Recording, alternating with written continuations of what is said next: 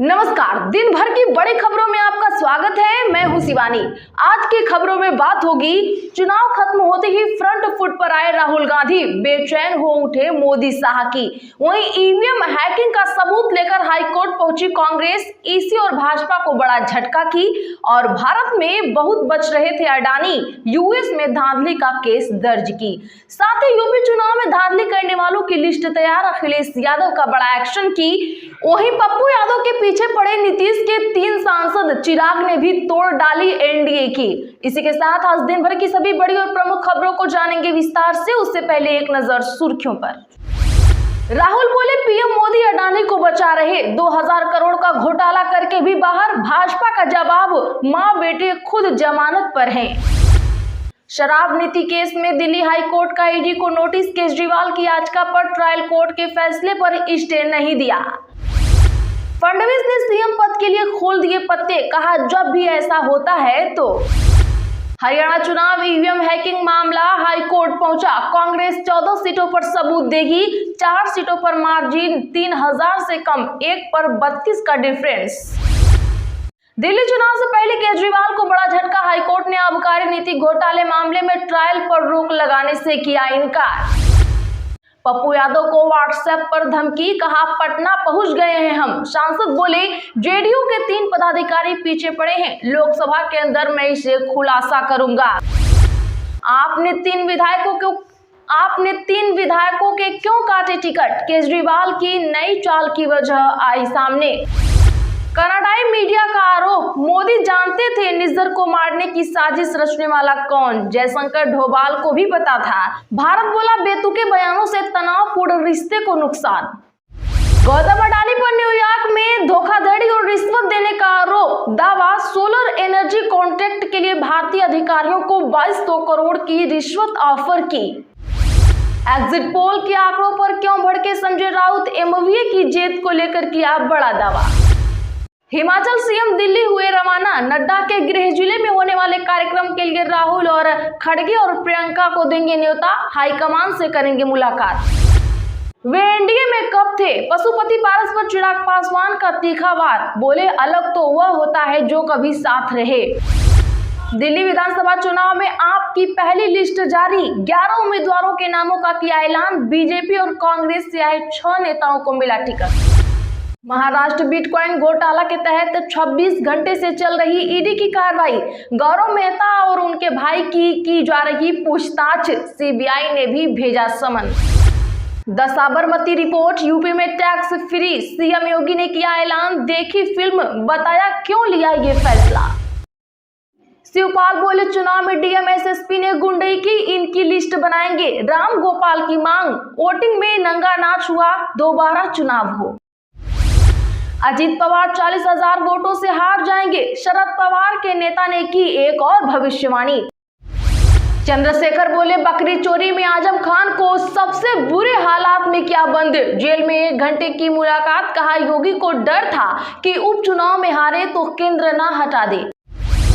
Central force की 8 और कंपनियां मणिपुर पहुंची, एक कंपनी महिला बटालियन की। मणिपुर कांग्रेस की खड़गे को चिट्ठी, चिदंबरम पर ले एक्शन। हरियाणा में पुष्पा 2 फिल्म के बहिष्कार की धमकी, मां काली के अवतार में नजर आए एक्टर अल्लू अर्जुन, फिल्म से सीन हटाने की उठी मांग। मौलाना बोले, धीरेन्द्र शास्त्री की यात्रा में न कोई बवाल हो जाए। बरेली में साहबुद्दीन ने कहा, वो हमेशा मुसलमानों को धमकाते रहते हैं, यात्रा नफरत भरी होगी।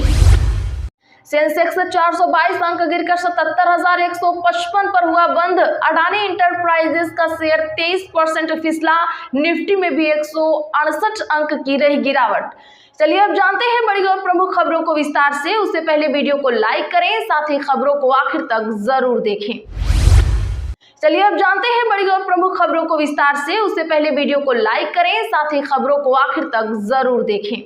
राहुल गांधी बोले पीएम मोदी अडानी को बचा रहे, 2000 करोड़ का घोटाला करके भी आराम से हैं बाहर। दरअसल आज राहुल गांधी ने अमेरिका में गौतम अडानी पर लगे करप्शन के आरोपों पर प्रेस कॉन्फ्रेंस की थी। उन्होंने कहा था कि अडानी जी 2000 करोड़ रुपए का स्कैम कर रहे हैं और बाहर आराम से घूम रहे हैं क्योंकि पीएम मोदी उन्हें प्रोटेक्ट कर रहे हैं।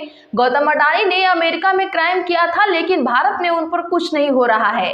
अडानी की प्रोटेक्टर सेबी की चेयरपर्सन माधवी बुश पर केस होना चाहिए। न्यूयॉर्क के फेडरल कोर्ट में हुई सुनवाई में गौतम अडानी समेत 8 लोगों पर अरबों की धोखाधड़ी और रिश्वत के आरोप लगे हैं। यूनाइटेड स्टेट्स अटॉर्नी ऑफिस का कहना है कि अडानी ने भारत में सोलर एनर्जी से जुड़ा कॉन्ट्रैक्ट हासिल करने के लिए भारतीय अधिकारियों को $265 मिलियन यानी कि 2200 करोड़ रुपए का रिश्वत दी या देने की योजना बना रहे हैं। आरोप है कि ओडिशा, तमिलनाडु, छत्तीसगढ़ और जम्मू कश्मीर राज्य में बिजली कंपनियों के साथ कॉन्ट्रैक्ट करने के लिए सरकारी अधिकारियों को रिश्वत दी गई थी। वहीं इसके जवाब में भाजपा ने कहा कि अडानी ग्रुप के खिलाफ अमेरिकी केस में नामित चारों राज्यों में भाजपा की सरकार नहीं थी।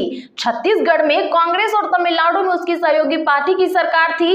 पार्टी प्रवक्ता संबित पात्रा ने प्रेस कॉन्फ्रेंस में कहा कि राहुल गांधी प्रधानमंत्री की छवि को खराब कर रहे हैं। वैसे दर्शकों, आप किसके पक्ष में हैं? कमेंट में जरूर लिखें।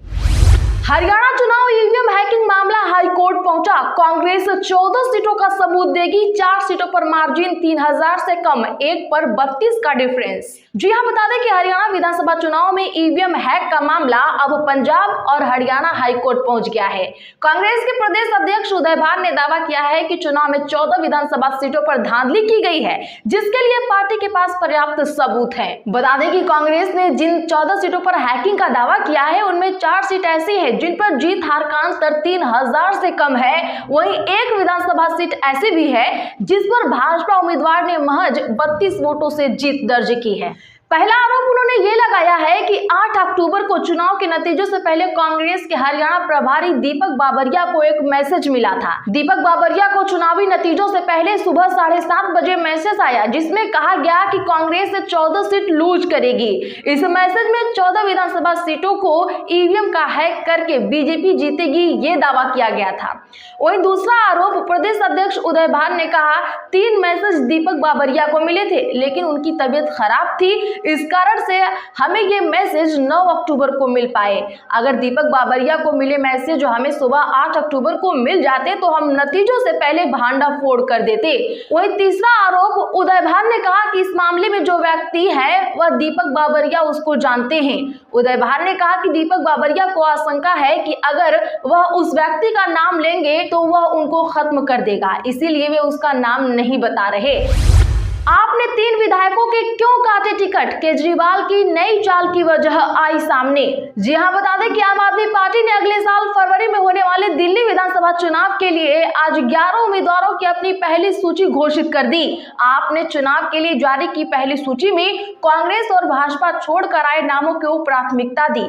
11 में से 6 सीटों पर दूसरे दलों से आए प्रत्याशी घोषित किए गए हैं। वहीं आपने 3 सीटों पर अपने वर्तमान विधायकों के टिकट काट दिए हैं। इसमें किरोड़ी से ऋतुराज झा, सीलमपुर से अब्दुल रहमान और मटियाला से गुलाब सिंह शामिल हैं। आपने कहा कि सर्वे में खराब रिपोर्ट से इन तीनों के टिकट काटे गए हैं। दूसरे दलों से आए जिन्हें टिकट मिली है उनमें छतरपुर सीट पर ब्रह्म सिंह तंवर, किराड़र सीट पर अनिल झा, लक्ष्मी नगर से बीबी त्यागी को टिकट मिली है। वे एनडीए में कब थे? पशुपति पारस पर चिराग पासवान का तीखा वार। बता दें कि पटना में राष्ट्रीय लोक जनशक्ति पार्टी का कार्यालय खाली करा लिए जाने के बाद पार्टी के राष्ट्रीय अध्यक्ष और नरेंद्र मोदी सरकार के पूर्व मंत्री पशुपति कुमार पारस नाराज चल रहे हैं। एनडीए छोड़ देने के उनके ऐलान की अटकलें सियासी गलियारों में लगाई जा रही हैं। इस बीच लोजपा रामविलास राष्ट्रीय अध्यक्ष और केंद्रीय मंत्री चिराग पासवान का चाचा पशुपति पारस पर बड़ा बयान सामने आया है। उन्होंने कहा कि वे एनडीए में हैं कहां जो छोड़ने की बात कर रहे हैं। मीडिया की एक सवाल का जवाब देते हुए चिराग पासवान ने कहा कि अलग तो वह होता है जो साथ में हो। वे एनडीए में थे कब? वे लोकसभा चुनाव के वक्त ही नहीं थे और विधानसभा चुनाव के वक्त भी उनको गिनती में नहीं रखा गया। ऐसे में अलग तो वो होता है जो किसी चीज का हिस्सा होता है। वे एनडीए में थे कहां जो अलग होने की बात कर रहे हैं। लोजपा में टूट के बाद अपनी अपनी अलग पार्टी बनाने वाले पशुपति पारस और चिराग पासवान एक बार फिर से एक दूसरे के सामने खुल कर आए हैं। एग्जिट पोल के आंकड़ों पर क्यों भड़के संजय राउत? एमओवीए की जीत को लेकर किया बड़ा दावा। जी हां, महाराष्ट्र विधानसभा चुनाव के बाद विभिन्न एजेंसियों ने एग्जिट पोल जारी किए। एजेंसियों के सर्वेक्षणों के मुताबिक महायुति गठबंधन को स्पष्ट बहुमत मिलती दिख नहीं रही है। हालांकि इन एग्जिट पोल के दावों को महाविकास आघाड़ी दल के नेता नकार रहे हैं। एग्जिट पोल पर शिवसेना यूबीटी नेता संजय राउत ने कहा कि इस देश में एग्जिट पोल एक धोखा है। हमने लोकसभा चुनाव के दौरान एग्जिट पोल के 400 पार के आंकड़े देखे। हमने हरियाणा चुनाव में कांग्रेस को 60 पार करते देखा। अब वे महाराष्ट्र के लिए डेटा दे रहे हैं। एग्जिट पोल पर कोई भरोसा न करें। हम 160 सीटें जीत रहे हैं और महाविकास आघाड़ी की सरकार बन रही है। कांग्रेस नेता नाना पटोले ने भी एग्जिट पोल के दावों को नकार दिया है। एक न्यूज चैनल से बातचीत के दौरान उन्होंने कहा कि महाराष्ट्र में महाविकास आघाड़ी दल की सरकार बनने जा रही है। उनके गठबंधन के नेता ही 25 नवंबर को मुख्यमंत्री की शपथ लेंगे। शिवपाल यादव बोले, चुनाव में डीएम और एसएसपी ने की गुंडई, इनकी लिस्ट बनाएंगे। राम गोपाल की मांग, वोटिंग में नंगा नाच हुआ, दोबारा हो चुनाव। दरअसल उत्तर प्रदेश के उपचुनाव की वोटिंग को लेकर सपा नेताओं ने भाजपा पर जमकर हमला बोला। राष्ट्रीय महासचिव शिवपाल यादव ने कहा, उपचुनाव में गुंडई के बल पर डीएम और एसएसपी ने भाजपा को वोट डलवाए। सत्ता में आने के बाद भाजपा को सपोर्ट करने वाले अधिकारियों की हम लिस्ट बनाएंगे। सपा के राष्ट्रीय प्रमुख महासचिव प्रोफेसर राम गोपाल यादव ने चुनाव कैंसिल कराने की मांग की। कहा, कल मीरापुर, कुंदरकी, सीसामऊ और कटहरी में पुलिस ने नंगानाच किया। यह लोकतंत्र के लिए एक संकट की घंटी है। कानपुर में जहां ईवीएम रखी उसका सीसीटीवी बंद। सपा बोली, बीजेपी पुलिस के दम पर वोटरों को रोक न पाई, अब ईवीएम में खेल करने की कर रही साजिश। शिकायत और हंगामे के बाद करीब 1.5 घंटे बाद सीसीटीवी शुरू हो पाया। उधर सपा मीडिया सेल ने बंद सीसीटीवी का वीडियो शेयर किया। लिखा, पुलिस के दम पर वोटर्स को रोक नहीं पाई तो अब सीसीटीवी बंद कर दिया है।